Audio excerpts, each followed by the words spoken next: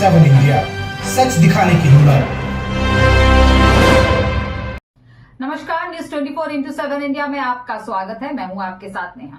गिरिडीह तीसरी प्रखंड के निवासी राजकुमार शर्मा ने कहा कि कृषि फार्म सरकारी जमीन को अतिक्रमण से मुक्त करवाने के लिए उच्च न्यायालय झारखंड के पास एक रेट जनहित याचिका दायर किया गया था।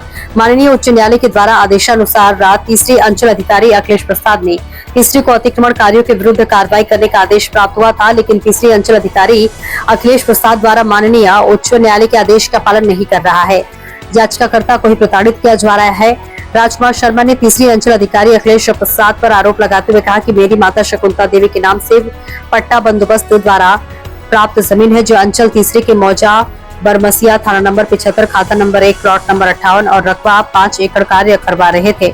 तीसरी अंचल अधिकारी द्वारा उक्त जमीन पर कार्य करवाने से रोका गया है और अखिलेश प्रसाद द्वारा मुकदमा में फंसा देने की धमकी दी गई है। उच्च न्यायालय ने रिट याचिका दायर करने के कारण हमें प्रताड़ित किया जा रहा है, जिसके कारण भय बना हुआ है।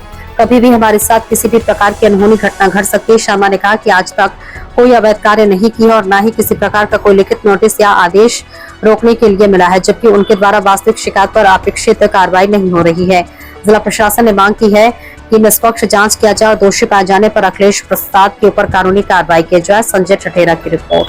हाई कोर्ट से पहले एक वो याचिका हम डायल किए थे, ठीक है, और याचिका जो डायल किए हैं वो है केस नंबर आपका बता रहा हूँ मीडिया माध्यम से, आपका याले 21/10/2026, ठीक है। इसमें मैंने डायल किए और इसमें अपना हम क्या किए कि अपना ज़मीन पर हम माँ के नाम पर हमारी ज़मीन है, उस पर हम काम कर रहे थे।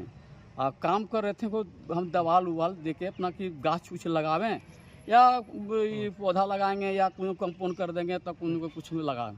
तो सीओ का कोई उससे फ़ोन किया या लिखित कागज़ दिया, हमारे ज़मीन में जाकर रोक लगा दिया गया।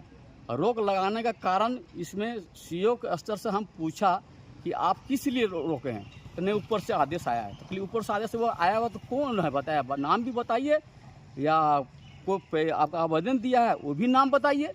तो बोला नहीं ऊपर से आया।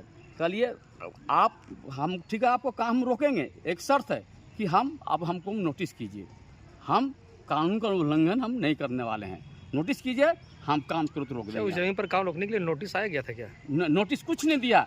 आप बिना नोटिस के सीओ और पत्रात भी हमको कर रहा है हमको वो ये जो केस जो हाई कोर्ट में जो किए हैं कृषि फार्म की विषय में, तो उसमें हमको ये दबाया जा रहा है। हमको ये मतलब कभी भी हमको ये उठवा भी सकता है, हमको टॉर्चर दे रहा है, उठवा सकता है, मरवा भी सकता है। टॉर्चर भी कर रहा है। हाँ, टॉर्चर दे रहा है हमको, ये मरवा भी सकता है ये हमको सीओ।